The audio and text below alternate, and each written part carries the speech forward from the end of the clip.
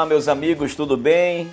Nesta quinta-feira especial, mais um episódio novo aqui do seu Intríade. E eu já vou pedindo para você, antes de qualquer coisa, que você já vá mandando esse episódio de hoje para muita gente. Especialmente por causa desse tema. Olha, você que conhece pastores, líderes de igreja, você que conhece pessoas envolvidas no ministério, na igreja evangélica, na igreja, não só na igreja evangélica, também como na própria igreja católica.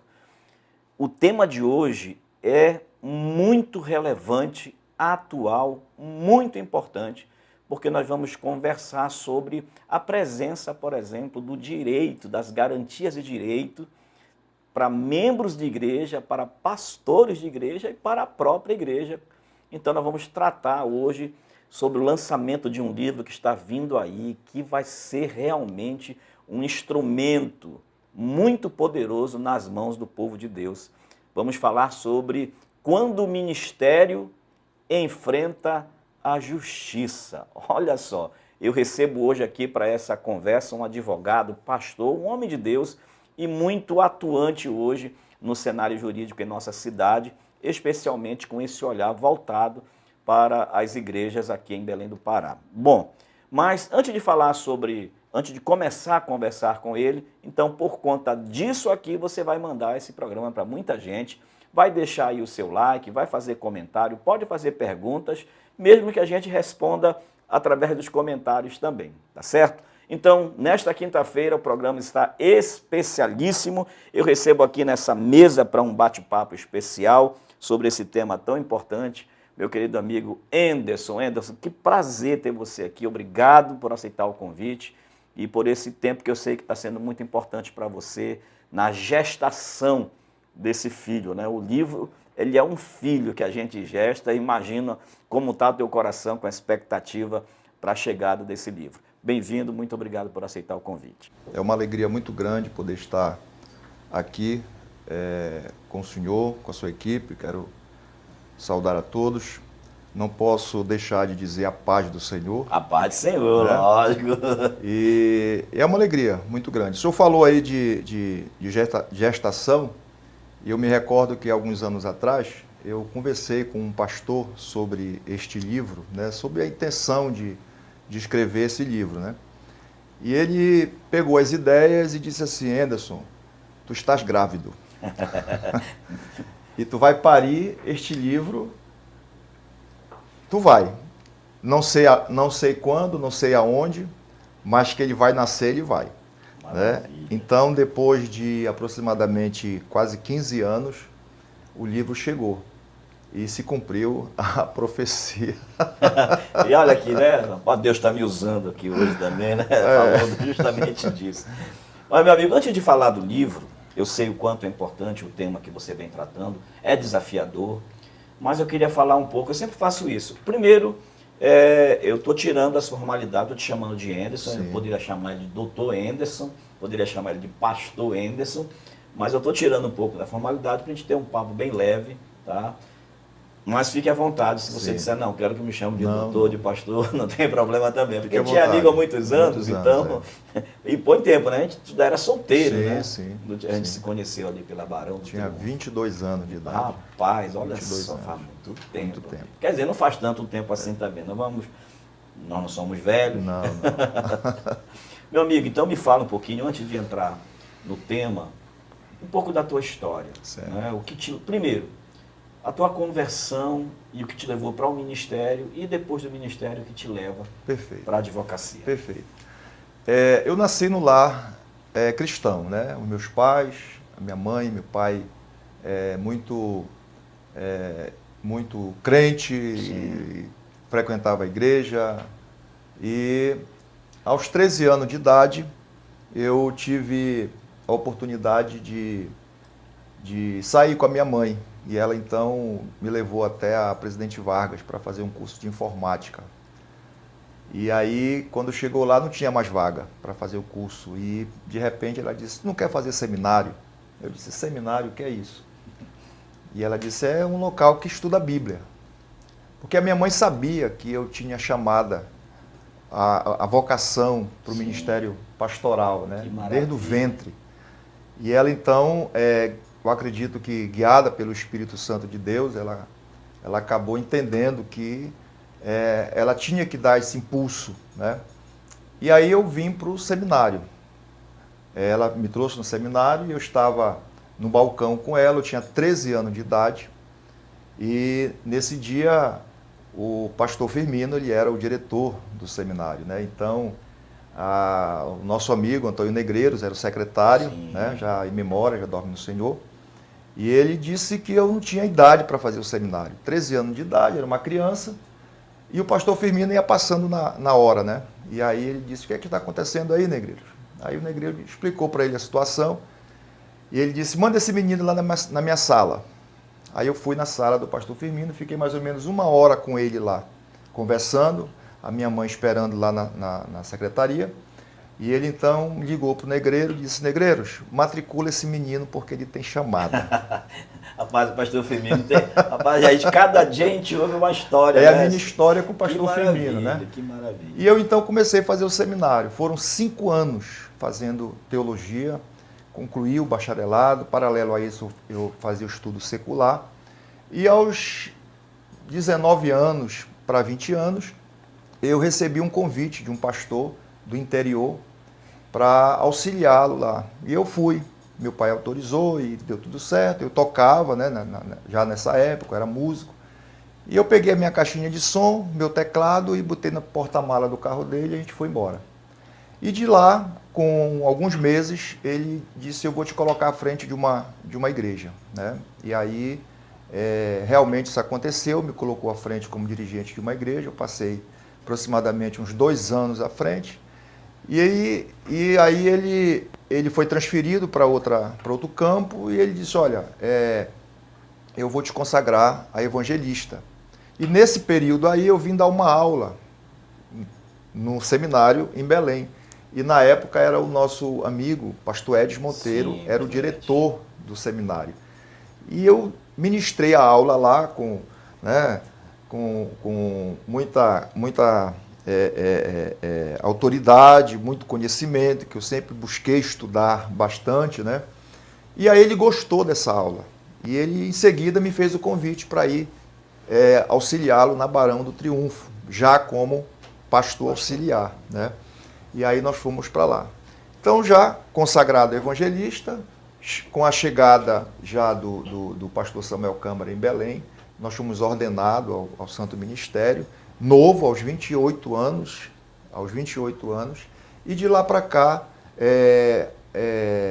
nós demos sequência ao trabalho pastoral e completando já 32 anos à frente de igreja, né? À frente de igreja, e direto, ininterruptamente, e como pastor desde 2006 também, consagrado, ordenado, fazendo a obra de Deus. Que maravilha. Tem assim uma parte do seu ministério, que talvez muita gente não conheça, que é o Enderson cantor. Cantor. Músico, né? Exatamente. Eu lembro que você cantava com a esposa também, né? Eu conheci a minha esposa aos 23 anos, casamos aos 24, e era um sonho que eu tinha de ser cantor. E Deus me deu uma esposa que canta divinamente bem. E aí eu disse: bom, agora vai dar certo, a gente vai formar a dupla Enderson e Edilene. Pronto. E nós então gravamos o CD. E esse CD foi o que nos tirou de Belém, porque a gente gravou e começamos a receber convites, fazer agenda e viajar a outros estados, vários municípios do Pará.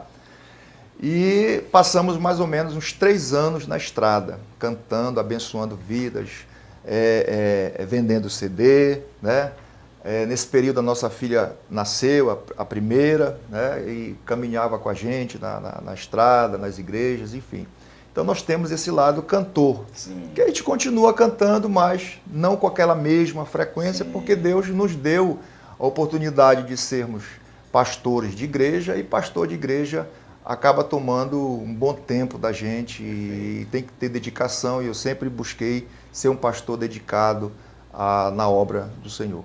Maravilha. Bom, então vamos agora falar do filho. Eu sei que a gente gosta de falar dos filhos, né? E esse filho, nesse caso, é o seu livro, Quando o Ministério Encontra a Justiça. Não é? Primeiro, o que te levou... Primeiro, vamos organizar aqui as ideias. Você já formado como teólogo, já com uma carreira ministerial também muito bem estruturada, pastoreando, fazendo a obra de Deus. Aí surgiu aí no coração essa necessidade ou esse desejo que te levou para o direito. Por que você decidiu entrar para esse cenário tão importante, Certo. que é a questão da jurisprudência, do direito? Quando eu fiz seminário, pastor, lá eu assisti uma matéria chamada Regras Parlamentares, Perfeito. que foi ministrada pelo saudoso pastor Eurico Moura. Sim. Não sei se o senhor tem Conheço, lembrança sim, dele. bem. Né? E ele era um jurista, era um advogado, né?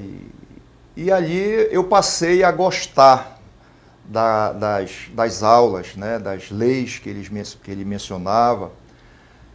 E era chamada regras parlamentares, não era direito eclesiástico. Sim, Né? O direito sim, eclesiástico, a nível de seminário, ele vem ganhando força agora. Perfeito. Não é a origem do direito eclesiástico, porque a origem do direito eclesiástico ela é muito antiga. Então, eu comecei a assistir às aulas dele, comecei a gostar. Quando eu fui para campo da igreja, assumi a primeira igreja, eu comecei a me deparar com algumas situações que não era da teologia, e sim da área do direito. E aí eu comecei numa igreja pequena, aí fui para uma igreja maior, os desafios foram aumentando, e eu então me dedicando exclusivamente ao ministério pastoral. De repente, eu acredito que foi algo divino, algo de Deus, me deu aquele start, aquela virada de chave que disse assim, por que tu não faz direito? Por que em vez de tu ficar buscando informações de outros, por que tu não te aperfeiçoa e utiliza o direito dentro da igreja? E eu disse, meu Deus, eu não tinha pensado nisso e eu vou fazer. Reuni a família, né? Eu disse, olha, eu vou fazer uma faculdade de Direito. Família, igreja, trabalho, aquela correria, a idade que eu tinha 32 anos de idade na época, né? Enfim, então foi um desafio para mim, para migrar para a área do direito. E aí a intenção, o objetivo se deu exatamente por conta de que, queira ou não queira, o pastor ele é tudo na igreja. Sim, ele precisa dessa... Ele tem que ter uma visão panorâmica de tudo. Né? Para você ter uma ideia, quando eu pastoreava no interior, chegou um irmão comigo e disse, pastor, o senhor aplica injeção? Eu disse, rapaz, eu nunca apliquei, mas tu tens aí? Ele disse, eu tenho, a seringa, tem... Não dá, bora aqui. Pega lá, apliquei, né? Não sei o resultado depois. Mas eu fiz isso. Então o pastor, ele recebe irmãos com problemas... a gente atua na área espiritual, na área psicológica, até na área da enfermagem, né? Enfim, dá aquela autoajuda, é engenheiro, né? Então, eu disse, bom, eu tenho que me aperfeiçoar, porque além de querer atender a igreja, eu sou muito curioso, né? Então, eu percebi que isso ia dar certo e que era um plano de Deus. Então, foi que eu dei início à faculdade de Direito. Perfeito. Isso te coloca, então, numa posição de bivocação, né? De um pastor bivocacionado, porque você é um pastor, mas atua na área do direito. Pastor Ivaldo, eu vi assim, o pastor ele tem que ter um trabalho. Perfeito. Isso aí eu apanho muito. Entendo. Tá? Mas eu vejo que o pastor ele tem que ter um trabalho, ele tem que ter uma profissão, ele tem que ter um ganho, ele tem que ter um salário. Tá? Agora, se a igreja tiver um suporte aonde dê a esse pastor condições dele se manter com uma certa dignidade, né? Porque, como eu falei anteriormente, a igreja consome muito a gente, certo? Aí tudo bem, existem as exceções, mas via de regra, o pastor ele tem que ter a sua atividade laboral, tem que ter a sua profissão, ele tem que ter a sua vida independente da igreja. Perfeito. Tá? Eu concordo contigo, né? Perfeito. Então, a partir daí, eu comecei a entender, né, que eu tinha que seguir esse mesmo passo. Não adiantava eu falar e não cumprir, não ser o exemplo. Sim. Certo? Então, eu era professor, antes de ser advogado, eu era professor, fui professor do Estado, fui professor do município por quase 17 anos. Né? Então, nesse período, eu era bivocacionado. Sim. Eu era pastor convencional e eu era professor, com o devido registro no MEC, na SEDUC e tudo mais. Tudo dentro da legalidade. Ok. E aí veio o direito, então passou a ter uma tríade aí. Então agora é trivocacionado. Entendeu? Então Deus me deu o privilégio de ter as maiores riquezas de profissão que existe nesse mundo, eu considero. Sim. Né? O pastor, que não é uma profissão, mas é uma função de fé, né? E a profissão de professor e advogado. Entendeu? Perfeito. Maravilha. Então hoje você... E isso aí faz com que você também seja mais útil ainda no reino de Deus. Né? Porque assim, quando a pessoa questiona, claro que aqui nem eu nem você somos os donos da verdade. Né? São coisas que dizem respeito a nós e que a gente acredita. Eu acredito nisso. Realmente no trabalho, que eu tenho meu trabalho, eu tenho minha fonte de renda, independente da igreja. Se a igreja puder me assalariar, ela vai me assalariar. Quando ela não pode, eu dou meu jeito, porque eu tenho um respaldo. Sim. Agora, lógico, se a igreja diz, não, eu quero você como tempo integral, sem se dedicar a outra coisa, e a gente lhe oferece isso. Aí vai do pastor dizer, então eu quero, né? Perfeito. Exatamente. Vamos entrar no livro agora, né? Que é um tema maravilhoso, você já me permitiu dar uma olhada nele, né? A gente vai colocar, viu, aqui já a chamada do livro, depois eu mando a imagem para vocês. Ficou muito bonita a capa, ficou maravilhosa, realmente tá um primor, como diria a vovó. Quando o ministério enfrenta a justiça. O que foi que te motivou a escrever esse livro? Um tema atualíssimo, importantíssimo, uma ferramenta gigantesca para a igreja dos nossos dias. O que te levou para isso? Perfeito. Pastor, eu vivi, são 30 anos, 32 anos que eu vou fazer à frente, como pastor à frente de igreja. Tá? Então, nesse período, eu pude presenciar muitas coisas. Inclusive, eu cito no livro, né? Trago os exemplos práticos. O livro ele é bem definido, são 14 capítulos, né? E aí a gente vai colocando a matéria do direito e vamos colocando o caso prático para que, pedagogicamente, o leitor ele consiga se identificar, né? E também para uma facilidade maior, foi um grande desafio para mim eu poder sair daquela linguagem técnica do direito, tá? E trazer para uma linguagem mais simples. Sim, decodificar para todo mundo entender. Exatamente, porque se eu trabalhasse a questão do vernáculo jurídico, ia ser complicado demais. Então, esse não é o objetivo, da gente dificultar. O objetivo é facilitar. Então, ao longo desses 30 anos, eu pude presenciar diversas situações, tá? Diversas situações. E, diante dessas situações que eu vivi, por exemplo, um irmão chegou da igreja, chegou comigo e disse, pastor, o senhor pode me acompanhar numa delegacia? Né? Numa delegacia, fazer o quê lá? Não, porque alguém falou mal de mim na igreja, e aí eu decidi entrar com uma ação judicial. Perfeito. Quando eu cheguei lá na delegacia, de um lado era crente, de outro lado era crente e eu pastor no meio. Quando a autoridade policial chegou na sala, ela não deixou de dar aquela cutucada, dizendo, poxa, me admiro de vocês, que pregam a palavra, que pregam a paz, vocês vêm encher a minha sala, né, com problema dessa natureza, com fofoca, essa foi a palavra que ela usou. Né? Então, assim, o que me motivou a escrever o livro foi exatamente trazer algo preventivo.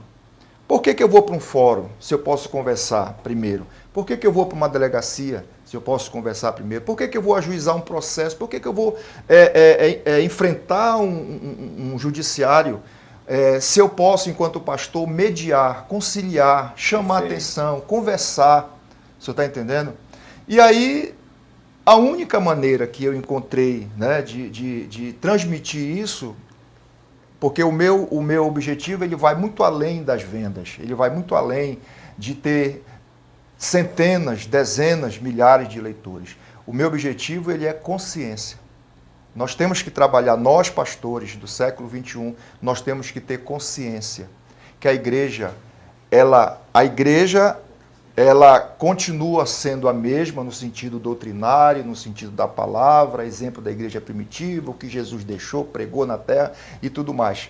Só que a mentalidade dos membros da igreja não é mais a mesma, entendeu? Eu tiro um exemplo, você vai comparar uma igreja de hoje com uma igreja de antigamente, você vê que uma igreja do passado, mais antiga, você não tinha pessoas lá que tinham nível superior. Eu assumi uma igreja inclusive até de médio porte, que tinha um irmão, membro, que fazia a faculdade, a UFPA, que estudava, fazia curso superior. Os demais não. Então, quer dizer, hoje eu pastoreio uma igreja que 90% dos membros tem nível superior. Então, a ideia é exatamente trabalhar com algo preventivo, como nós estávamos falando em off ali, na sua sala, que antigamente a mentalidade dos irmãos, a grande maioria, era o quê? Vamos orar. Vamos orar. Vamos entregar na mão de Deus. Hoje não está acontecendo assim.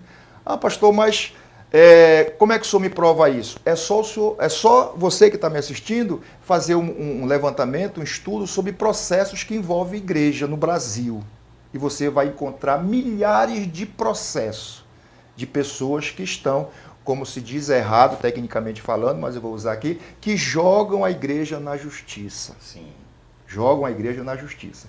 Então, quer dizer, por que não se levantar alguém que conhece as duas realidades? O ministério pastoral, que já está há mais de 30 anos, e a área do direito, que já está com mais de 10 anos atuando como advogado militante e que é um pós-graduado, um especialista na área do direito eclesiástico. Perfeito. Então vamos evitar o escândalo, vamos evitar de levar para o judiciário, vamos conversar, vamos ensinar, porque o púlpito, queira ou não, o púlpito é local de você pregar a palavra, é o local de você ensinar, de você exortar a igreja. E nós, pastores, nós temos essa responsabilidade. Nós não somos enfeite na igreja, nós não somos enfeite de púlpito. Nós temos autoridade para ensinar. Eu me lembro que um dia eu peguei um culto de sexta-feira de ensino da palavra e fui ministrar sobre direito criminal. Porque estava acontecendo na igreja uma questão de crimes contra a honra. Crimes contra a honra. Eu disse, eu não posso ficar calado, eu como advogado, eu não posso ficar calado diante de uma situação dessa. E aí o que é que eu vou fazer? Eu vou unir o útil ao agradável. Perfeito. Eu vou pegar a palavra e vou pegar o conhecimento técnico, vou para o púlpito e vou ensinar os irmãos que isso está completamente errado. Isso aí não deixa de ser uma ação social que você está praticando ali, não é?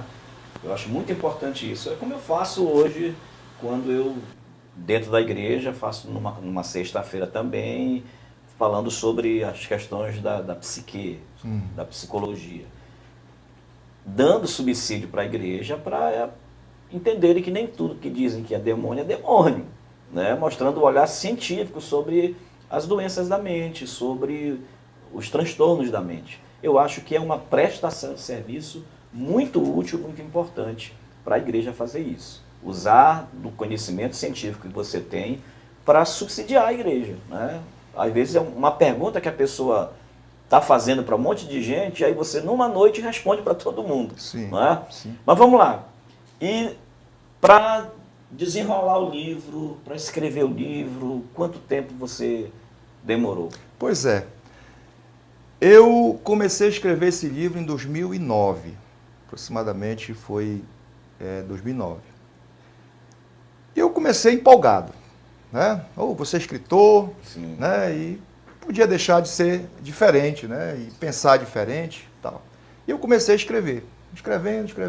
De repente, eu comecei a fazer algumas pesquisas de campo, porque esse livro também foi fruto de muita pesquisa de campo. Eu conversava com os pastores, eu visitava os campos, os mais longínquos campos do interior do estado do Pará. Eu me sentava lá para comer um biju com o pastor, tomar um café, para poder ver o pensamento, poder sentir o pensamento daquele pastor com relação a um assunto que é peculiar do pastor, mas que a gente não trabalha, porque a gente só vê a igreja pelo lado espiritual. A gente só vê a igreja pelo lado espiritual. Só que a igreja, ela tem o lado espiritual e tem o lado também jurídico, sim, porque ela é uma organização, tá, privada pelas leis brasileiras. Então, assim, eu comecei a conversar com alguns pastores, fazer essa pesquisa de campo, e eu comecei também a enfrentar algumas rejeições. Alguns pastores dizendo, meu filho, para com isso. Não te mete nisso. Entendeu? Não te mete nisso. Olha, teve pastor que disse para mim assim, tu vai abrir a cabeça do povo. Meu Deus. Entendeu? E aí, à medida que eu ia avançando, ao mesmo tempo eu ia enfraquecendo. Sim. Porque balde de água fria que aonde eu me metia, eu queria, de alguma forma, receber um combustível para me alimentar, para continuar. Porque escrever um livro não é fácil. Né? E eu não queria escrever um livro, eu queria escrever o livro. Sim. Né? E aí, tudo bem. Aí eu dei uma pausa. Aí eu escrevia, vinham os desafios, pausava, vinha de novo. Aí veio a pandemia. A pandemia foi assim algo que sacramentou aquela ideia de que não ia dar certo e que era melhor parar com essa ideia. Tá? E aí, depois da pandemia, eu mandei novamente, passou uns foi 2023, 2022 mais ou menos, eu mandei para alguns pastores, e os pastores leram o livro, pastores já com uma outra cabeça, pastor com uma outra mentalidade, e disse, isso é de Deus. Isso é de Deus. Esse negócio vai dar certo, porque o povo precisa, né, os pastores precisam ler esse livro. Inclusive, eu cito no conteúdo que ele é um livro de cabeceira de cama, um cabeceira de mesa. Todo pastor tem que ter esse livro na sua mesa, no seu gabinete. Tá? E aí foi quando veio a de 2022, eu disse, agora vai. Né? Agora vai. Aí eu procurei alguns pastores para fazer uma apresentação. E novamente veio aquele balde de água fria. Alguns pastores se negaram a fazer a apresentação, alguns pastores acharam que não era necessário aquilo ali, porque a igreja não está relacionada com isso é mundo, né, e tudo mais. E eu disse, então acabou para mim. E quando foi no início desse ano, eu orando, pedindo a Deus, né, a confirmação, eu disse, Deus, se for realmente da tua vontade, que eu lance esse livro, que eu tenha estrutura para representar uma força contrária àquilo que a gente vê, né, dentro das igrejas, envolvendo escândalos, pastores e tudo mais. Até caso de pedofilia eu presenciei dentro de igreja. Entendeu? Então eu disse, se Deus, se realmente tu queres que eu lance esse livro, me dá um sinal. E Deus me deu o sinal. Eu disse, Deus, me dá uma pessoa, me indica uma pessoa. Porque eu já tinha, inclusive, procurado alguém e não tinha dado certo para fazer a publicação. E, de repente, Deus colocou o pastor Ivaldo. Não sei se podia falar. Pode, não, né? À vontade. Mas Deus colocou na minha mente o nome do pastor Ivaldo. Eu disse, mas o pastor Ivaldo? Eu disse, meu Deus. E eu procurei o pastor Ivaldo. E o pastor Ivaldo abraçou a ideia, né? E me empolgou novamente. Eu disse, agora vai. O carro pegou embalo, vai descer a ladeira, agora vai. E aconteceu tudo rápido, pastor. Atualização do livro, acrescentei algumas coisas, veio a parte da gráfica, né, da editora, e nos demos muito bem. A editora aprovou a ideia, leu o livro, inclusive vários comentários interessantes dos membros da comissão que leram o livro, que aprovaram o livro. Maravilha. Na verdade, Edson, primeiro porque já te conheço, né? Tua história, a gente não tem se encontrado muito, né? De cada um nas suas atividades, mas eu tenho te acompanhado pelas redes sociais também, né? O serviço que você presta, inclusive, para os colaboradores e para os patrões também, né? Você sempre... Porque eu acho que essa é a grande missão do advogado, é a proteção dos direitos, né? A garantia dos direitos. Acho que isso é muito importante. E quando você traz essa proposta do livro, como eu já tinha escrito lá pela editora Pirgos, e eu já conheço o trabalho que é realizado na editora Pirgos, lá de São Paulo, né? E o Norival, que é assim, ele é um design, assim, uma mente muito brilhante nessa questão. Tanto é que eu coloco para ele, olha, eu quero que meus livros sejam portfólio. Você vai estar na vitrine para provocar os outros, né? Então, sempre com um trabalho muito bem feito. E, lógico, agregar à editora um tema tão importante, eu não diria só tão importante, mas pioneiro, com essa qualidade, porque já vi o material, então, para nós, assim, é só agregar. E eu tenho certeza que aquelas pessoas que pegarem esse livro, principalmente pastores, líderes não só o líder maior da igreja, mas líderes também que às vezes estão auxiliando o pastor, né, e nem sabe como ajudar o pastor. Vai ter nas mãos assim uma ferramenta, um treinamento de como deixar a igreja, usando uma expressão assim bem popular, bem redondinha, exatamente, protegida, né, andando nos trilhos da verdade teológica, mas também da verdade jurídica, administrativa, porque eu acho que isso aí é de fato muito importante. Aqui eu tenho uma pergunta que você já respondeu, porque barreiras sempre vão existir, dificuldades sempre vão ter, pessoas que preferem deixar escondido debaixo do tapete do que tirar para resolver. Sim. E você vem, como eu falei para você lá na sala, como uma voz profética. É um advogado que vem trazendo material poderoso para a igreja, mas é também uma voz profética. Inclusive, pastor Evaldo, permita interromper, o grande diferencial desse livro, quando o senhor fala de trabalho pioneiro, existe alguns livros já lançados no Brasil. Sim, são pouquíssimos. Conheço. Inclusive, a minha dificuldade maior, quando eu comecei a escrever o livro, naquela época, 15 anos atrás, eu era praticamente só a buscar as referências, porque não havia livro suficiente. Hoje você já tem uma quantidade mais alta. No entanto, se você for pesquisar, você vai ver que a maioria desses livros, eles são escritos somente por juristas. Um juiz, um advogado, um promotor de justiça. Inclusive, um promotor de justiça falou para mim, se tu não lançar esse livro, eu lanço. Sim. Entendeu? Se tu não lançar, eu lanço. Então, o que acontece? O diferencial dele qual é? É que o escritor, o autor, ele tem 32 anos de vivência com a igreja. Se eu não puder te ajudar com 32 anos de vivência em igreja, eu acredito que fica difícil encontrar alguém que possa ajudar. Certo? E aí de lá para cá, a gente vem o quê? Se especializando. Interessante que eu fiz pós-graduação em Direito do Trabalho.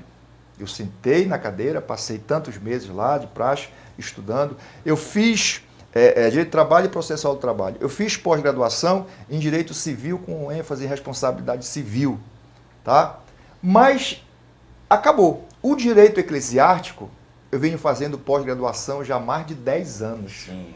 Porque todo dia tem uma coisa nova. Todo dia tem uma resposta, uma pergunta que requer uma resposta certa. Então, o fato de ser pastor, tá? Eu já recebi cliente no meu escritório que disse assim, me indicaram o senhor, e eu soube que o senhor é pastor. Eu disse sim. Eu não gosto muito de estar, né? No secularmente falando, no dia a dia, eu sou advogado. Perfeito. Né? Mas esse cliente chegou e disse, eu soube que o senhor é pastor. Eu disse, perfeito, eu sou pastor. Então, se o senhor é pastor, o senhor vai me dizer a verdade. Importante. Além do trabalho social, o trabalho evangelístico também. Sim, sim. O testemunho do pastor. Claro. Então, a gente priva, a gente zela pelo bom nome da instituição, da igreja, a gente zela pelo bom nome do ministério pastoral que a gente exerce. Então, como eu já falei anteriormente, quando o leitor é uma leitura gostosa, porque é aquela leitura que sempre, em cada página, tem cenas do próximo capítulo. Dificilmente o leitor ele não vai virar a página seguinte. Eu tenho certeza, eu vou pegar o seu livro, posso? Pode.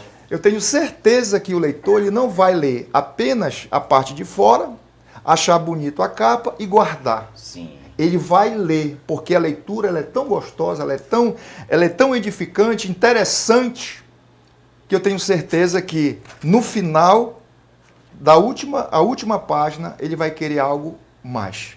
Perfeito. Então, essa é a grande diferenciação, é esse plus que traz esse livro, de ser o escritor, um pastor que esteve à frente, que está, inclusive, ainda continuo pastoreando, ainda não me jubilei, continuo pastoreando, tá? E de estar associando, de estar ligando com o direito, trazendo o direito para dentro da igreja. Na verdade, já existe o direito, ele só falta ser lapidado, ele só falta ser observado. Sim. Porque em tudo, é que nem a matemática. Eu dava uma palestra sábado, e eu dizia isso, que o direito ele é igual à matemática dentro da igreja. A matemática está presente em tudo dentro da igreja, dentro do templo, né? O direito também. Ele está presente. Agora, dificilmente a gente consegue visualizar de uma forma mais humana, vamos dizer assim. A gente requer uma orientação, requer um apoio, requer um conhecimento a mais. Mas é interessante porque existe o conceito, por exemplo, da sociologia. Quando você quer conhecer uma certa sociedade, uma certa comunidade, uma certa cultura, existem dois processos a se fazer. Um chama-se o processo do embrenhamento. Se você é externo àquela cultura, àquela comunidade, você faz um processo de embrenhamento. Você vai lá para dentro, você pesquisa, convive para entender os movimentos ali, para você pesquisar, ver as necessidades, as demandas e estudar aquela comunidade para fazer uma proposta. E tem um outro processo, que é o processo do estranhamento. O processo do estranhamento é quando você faz parte daquela comunidade, você já está ali, mas você quer estudar ela sob um olhar distanciado. Aí você sai de dentro dessa comunidade e vai tentar olhar com outras fontes, aliás, com outras lentes, né? Sim. Então, eu vejo você fazendo esses dois processos. Primeiro, o embrenhamento, porque você estava lá dentro, né? Você viveu, antes de ser pastor, você viveu como membro de igreja, nos ministérios mais básicos da igreja, aquelas coisas que a gente sabe como é que funciona na igreja. Professor de escola dominical, líder de jovens, e assim vai. E você começou a entender, a enxergar ali como a igreja se movimentava como ministério, como corpo de Cristo, mas também como uma instituição. A partir daí, você depois entra para o ministério pastoral, mais uma vivência. Correto. Onde você se depara com demandas diversas, que com o seu conhecimento teológico, você dava soluções teológicas e com a expertise de ser alguém antenado, você de alguma forma resolvia algumas coisas. Mas quando chegava naqueles nós, vamos chamar de nós jurídicos, você tinha que consultar um advogado, tinha que buscar alguém que talvez enxergasse sim pela lente do direito, mas não conseguia ter a linguagem daquela Exatamente. Comunidade. E aí você então faz um estranhamento. O que é que você faz? Você sai de lá, não que você saia no sentido de ter saído da igreja, mas você vai para um outro patamar, você vai para um outro lugar, você vai para a sala de aula, você vai para a academia, para você olhar para essa igreja de novo, agora não só pelo olhar de quem está aqui dentro, mas de um ator do direito. E aí você enxerga. E aí quando você escreve livro, você está juntando essas duas coisas, esses dois processos. A tua academia de direito e a tua vivência no campo. Sim. E não tem nada, eu sempre digo que eu falo isso para para pessoas que estão ingressando na faculdade, que é muito importante tudo que se aprende na faculdade, mas que existe uma faculdade eterna, que é o campo. O campo, ele é o prosseguimento da academia. Ninguém nunca para. Eu sempre digo, por exemplo, no meu caso, cada paciente, para mim, é um curso novo. Quando eu atendo um paciente que tem esquizofrenia, eu vou mergulhar nesse universo da esquizofrenia, então é outro curso que eu estou fazendo ali. Então, com certeza é o teu caso. Cada caso é como se fosse uma nova faculdade, é como se fosse uma nova pós-graduação. Então, juntar essas duas coisas é assim bem interessante. Eu acho que essa influência desses dois atores em um traz a qualidade do material que você está escrevendo. Bom, mas seguindo aqui nesse roteiro, de forma mais leve, mais clara, para todo mundo entender, você falou, nós estamos falando aqui de direito eclesiástico. E o que é o direito eclesiástico? Perfeito. Muito boa pergunta, pastor. O direito eclesiástico, ele é uma ciência, né? Ele é um ramo do direito que estuda as regras da lei, ou seja, aquelas leis que são leis específicas que rege a igreja, tá certo? Que rege a igreja. Então nós temos, por exemplo, o artigo 5º da Constituição Federal, nós temos a liberdade religiosa, nós temos o Estado laico, nós temos o artigo 44 do Código Civil, nós temos a organização religiosa como direito privado, né? Enfim, então o direito eclesiástico, ele vem de muitos anos. O direito eclesiástico, ele vem desde a Reforma Protestante, né? A Reforma Protestante, ela foi a grande cursora do começo do direito eclesiástico. A partir da Reforma, nós temos movimentos que se espalharam ao longo de todo o mundo, levando ideias, levando teses, levando novidades. Na verdade, né? a reforma ela provocou esse boom de busca pela academia, né? Pelo conhecimento científico. Né? Exatamente. Aí chega no Brasil. Então chega no Brasil, e aí a partir da proclamação da República, nós temos já o primeiro reconhecimento da disciplina, da matéria, né, do direito eclesiástico, tá? E de lá para cá, nós temos a Constituição de 88, que é a Constituição, aquela queridinha que veio, a cidadã, e que veio ali dar uma notoriedade maior. Só que não está lá direito eclesiástico. Sim. Quando você lê o artigo 19 da Constituição, que fala que o Estado ele se separa das igrejas, não pode haver dependência, aquela coisa toda, salvo por questões sociais e tudo mais, não está lá direito eclesiástico. Mas tudo isso que eu falei é direito eclesiástico. Sim. Aí você vai lá para o artigo 150 da Constituição Federal, que fala sobre os tributos, né? As imunidades dos tributos nacionais. Né? Você tem nas leis municipais, você tem as isenções de IPTU e congêneres. Então, quer dizer, não está lá dizendo direito eclesiástico, certo? Então, você tem o artigo 927 do Código Civil que fala sobre danos morais, responsabilidade civil da igreja, né? Então, assim, não está lá direito eclesiástico. Então, o direito eclesiástico, a palavra, né? Direito eclesiástico vem exatamente dar uma organização nessas ideias, né, que já está positivada. Então, anteriormente ao direito eclesiástico, você tinha um direito natural, porque a religião e o direito caminharam junto por muitos anos, até meado de século XI, XII, dava tudo certo, direito e religião. O direito nasceu dentro da Bíblia.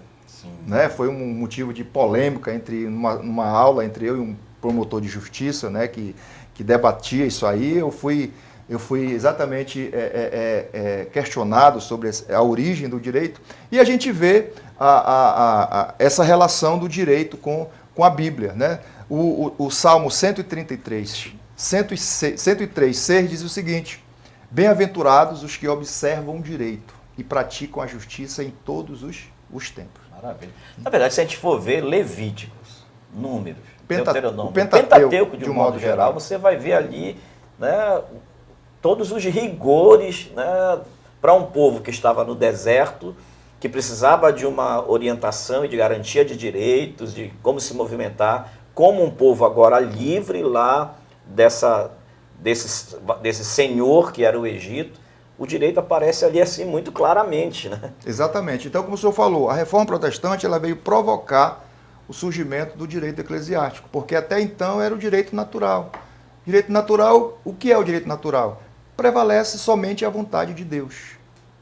Só que o mal vem se evoluindo também. A má-fé vem evoluindo. Então, vamos sair um pouco do direito natural e vamos positivar. E nós estamos diante de quê? Das leis.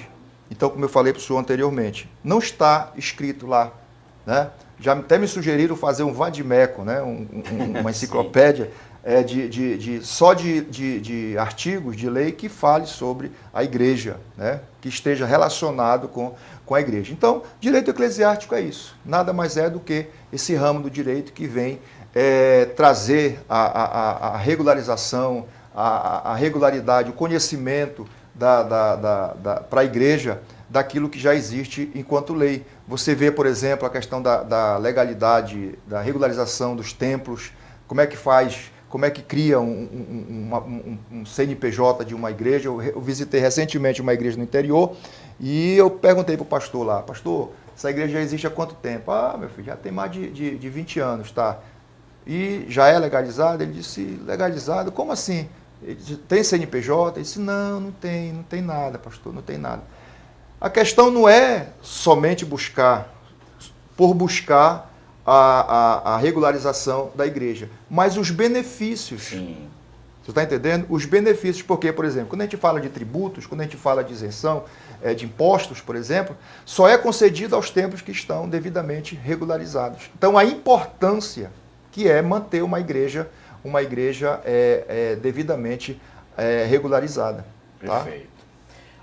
Bom, sendo mais prático também, até didático, quais são hoje os principais erros, as principais vaciladas, os principais problemas e arapucas que muitas vezes as igrejas cometem? Bom, a campeã é a falta de regularidade, em termos de pessoa jurídica, PJ. Tá? Muitas igrejas, eu falo mais de igrejas que são mais de... Nós temos nas cidades, nós temos muitas igrejas que funcionam, mas não tem CNPJ. Às vezes o pastor que está lá, ele nem é um pastor convencional. Tá? E até ele também está irregular lá. Sim. Porque se eu não tenho uma convenção, se eu não estou devidamente, não fui devidamente ordenado para ocupar aquela função, então eu estou lá exercendo uma função irregular. Ah, mas é vocação, né? Aquela coisa toda, mas para o direito você está irregular. Tá? E aí nós temos essa questão da regularidade da igreja, né? Como pessoa jurídica, sim, que é campeão, nós temos tanto na cidade quanto nos interiores, porque isso gera um problema muito grande, né? Por exemplo, de fechamento da igreja, de bloqueios bancários, né? Enfim. Nós temos também o queridinho, que é o dano moral, né? O dano moral. Hoje, antigamente, eu estava até conversando com um amigo ontem, né? Que antigamente, no meu tempo, o pastor ele disciplinava a gente no púlpito da igreja, né? A partir de hoje, fulano de tal está disciplinado e não sei o quê, e acabou. Ele contava lá o problema, todo mundo ficava sabendo, né? Hoje não pode ser mais assim. Não pode ser mais assim. O pastor ele precisa ter o cuidado. Tá? Não é que o pastor vai deixar de disciplinar, não é que o pastor vai deixar que ele vai aceitar o pecado daquela pessoa. Mas hoje a modalidade de atendimento é outra. É outra. Eu sempre fui um pastor que eu sempre gostei e entendi que toda igreja tem que ter uma sala, um gabinete pastoral. Eu já fui em muitas igrejas que não tem gabinete pastoral. O pastor atende as pessoas no meio da igreja, em pé, na frente, na rua, dentro do carro, a pessoa está lá fora e está gritando daqui, conversando. Não, tem um ambiente adequado, apropriado para conversar com o membro da igreja, para conversar com aquela família, né? Para não expor um problema no púlpito da igreja. né? Porque isso gera um constrangimento, isso gera uma humilhação, e atos reiterados que gerem escândalos, que gerem problema dessa natureza, não tem outra alternativa. É dado como um dano moral para a pessoa. Porque ali, para a justiça, você é mais do que um membro. Você é uma pessoa, sim. Você tem um caráter, você tem é personalíssimo. Né? Então você está respaldado. É um ser social. É um ser social, exatamente. Então, assim, o dano moral é um outro problema muito frequente, tá? Dentro das igrejas. Dano material também é uma outra situação que acontece muito. Até citei para o senhor o caso no ensaio das crianças, né? As crianças estavam brincando lá e jogaram uma pedra e caiu no carro do vizinho da igreja. E o vizinho foi lá comigo, muito brabo, queria falar com o pastor, cadê o pastor? E aí eu, claro, conhecedor da lei, ele chegou comigo e disse, pastor, jogaram uma pedra daqui, quebraram o para-brisa do meu carro. Eu disse, quanto é que é o conserto? Eu não fui discutir, porque eu sabia que nós estávamos errados. Porque se tem uma atividade com as crianças, tem que ter gente suficiente, tem que ter fiscalização, tem que ter um apoio ali, tem que ter todo um acompanhamento dos adultos para não deixar que as crianças tomem conta do espaço, porque elas não têm essa... Sem monitoramento, né? Exatamente. Né? Então, assim, danos materiais também é algo que é muito relevante dentro desses problemas cotidianos. E nós temos aí que vem ganhando força o assédio moral. O assédio moral, né? Onde a gente vê não só líderes, mas membros de modo geral. Às vezes o pastor está cansado daquele irmão lá na igreja, né? E ele não quer mais aquele irmão lá, aquele membro da igreja lá. E ele começa a afastar aquele irmão. Ele começa a isolar aquele irmão, ele já não participa mais de reunião, já não canta mais, já não prega mais, né? E ele vai se afastando, e as pessoas chegam com ele e perguntam, o que foi que aconteceu? Eu estou percebendo que tu está retraído, que tu não está mais participando de nada. Mas por quê? Porque o pastor que exerce uma função, que nós temos o horizontal e o vertical, né? Então nós temos aí o pastor que estando aqui por cima, ele tem a força. A força de quê? A força de intimidar, sim. A força de afastar. E aquele irmão, então, ele acaba...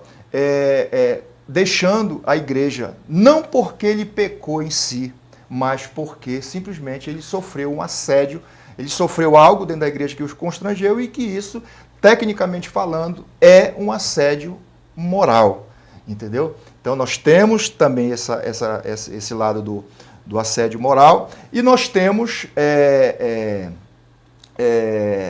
a questão dos tributos, tá? A questão dos tributos, que tem muita gente que me procura, em época de IPTU, por exemplo, alugou um salão, alugou uma casa, está no nome da igreja, mas o locador está pedindo, né, está cobrando o pagamento de IPTU e tudo mais, a igreja é isenta ou não, a igreja paga, está vinculado, o carro que o pastor anda, se for de acordo com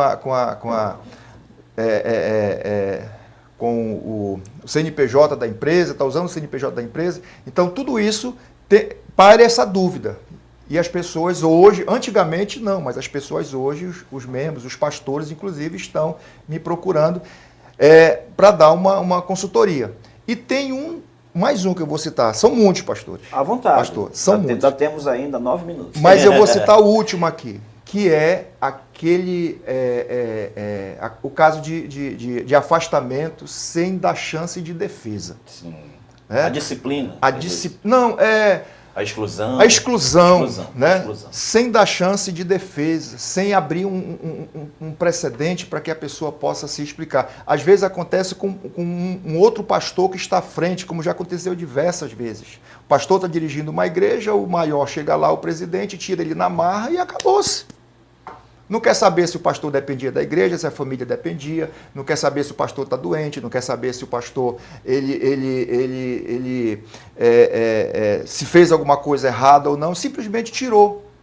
E não deu essa oportunidade para que ele se... Antigamente era outra situação, né? Porque antigamente o pastor ficava à frente da igreja, era só um ano que o pastor ficava, não sei se você lembra disso, né? O pastor não passava de um ano. E aí, próximo ano vinha outro. Hoje não, hoje nós temos pastores que estão há 10 anos, há 15 anos. Eu mesmo fiquei quase 15 anos à frente de uma igreja, né? Hoje eu já estou completando 3 anos à frente de uma igreja. Então vai deixando, e de repente chega e tira, o cara na marra, não pode. Vamos chamar o direito eclesiástico. Liga para o doutor Anderson. Meia-noite de um domingo, eu recebi um casal de pastores na minha casa. Porque eles chegaram no culto, para começar o culto, e chegou uma comissão lá e tirou ele na marra. E eles chegaram em casa chorando, pastor, me ajude, o que foi que aconteceu? E eles contaram o que tinha acontecido. Eu disse, não, está errado esse negócio, Como eu tinha o contato do pastor presidente, eu liguei para ele, eu disse, eu vou dar uma semana, até no próximo domingo, para você reintegrar, resolver essa situação, senão eu vou entrar com uma ação judicial de reintegração dele na igreja. E aí foi a semana de reunião, se reúne na terça, se reúne na quarta, se reúne na sexta, e quando foi no domingo ele foi reintegrado. Então isso tem acontecido muito. Não se faz nenhum tipo de contrato, não assina nada, põe o camarada lá para dirigir a igreja e vai deixando, como diz a música, entendeu? Deixa a vida me levar.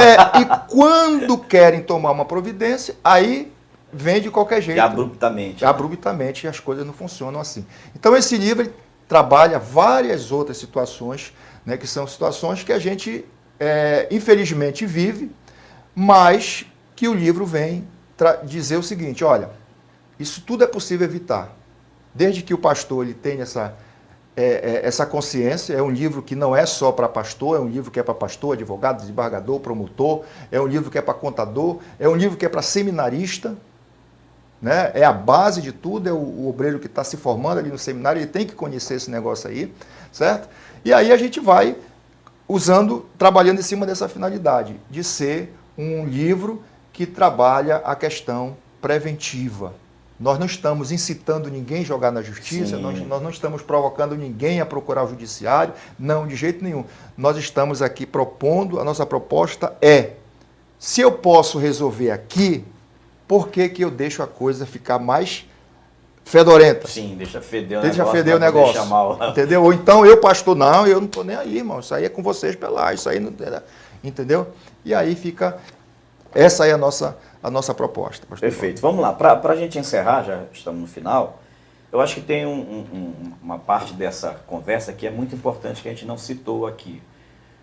Nós temos, as igrejas têm os seus estatutos e o seu regimento interno.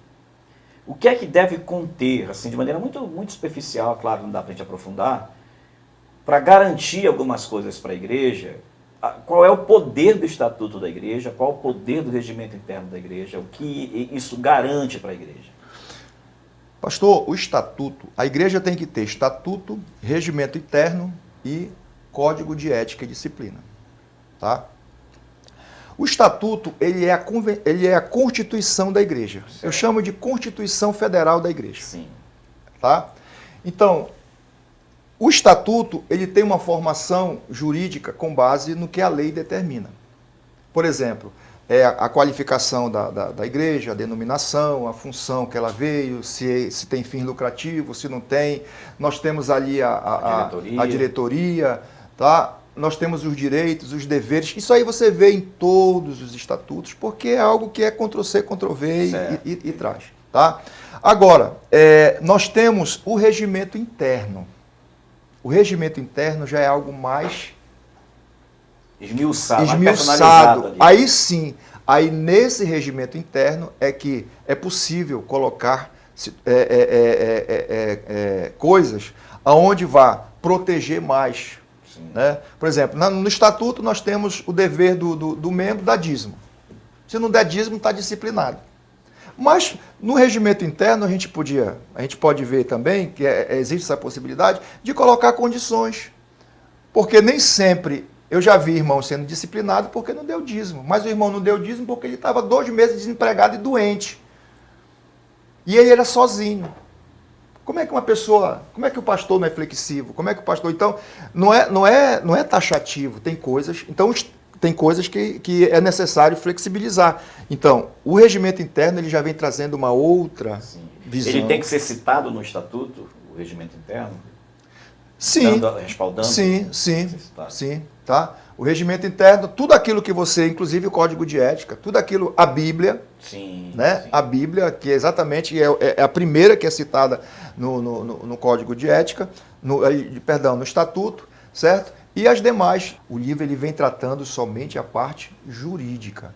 Certo. Tá? Ainda que eu percebo que você coloca textos da Bíblia também ali, dando uma... Tem uns glória lá, né? Tem uns glória dele lá. Glória.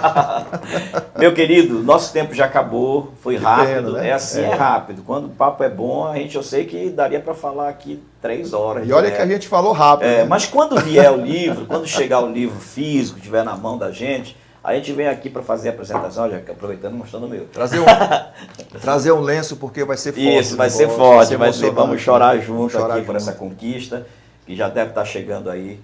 Né? E aí a gente conversa um pouco mais, já olhando para o livro, já comentando o livro também.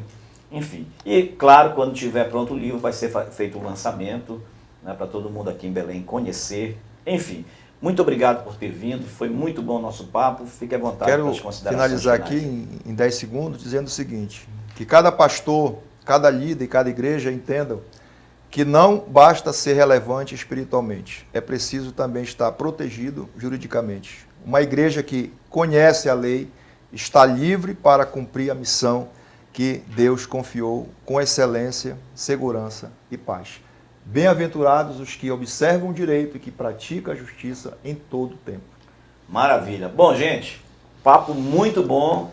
É claro que eu nem preciso pedir para você compartilhar, mas vou pedir a si mesmo. Compartilhe com muita gente, para pastores, líderes, pessoas que atuam na igreja, pessoas que têm essa chama, esse desejo de proteger a igreja, de ver a igreja acontecer de modo realmente, como eu falei ainda há pouco, redondinho. É para você, é um tema importante, deve ser compartilhado. Para você que ainda não é inscrito no canal do Intríade, se inscreva aqui no canal, continue com a gente, acesse as nossas redes sociais, nosso Instagram, tem lá alguns cortes maravilhosos aqui de cada episódio, tá certo? Fica na paz e até o próximo, se Deus quiser.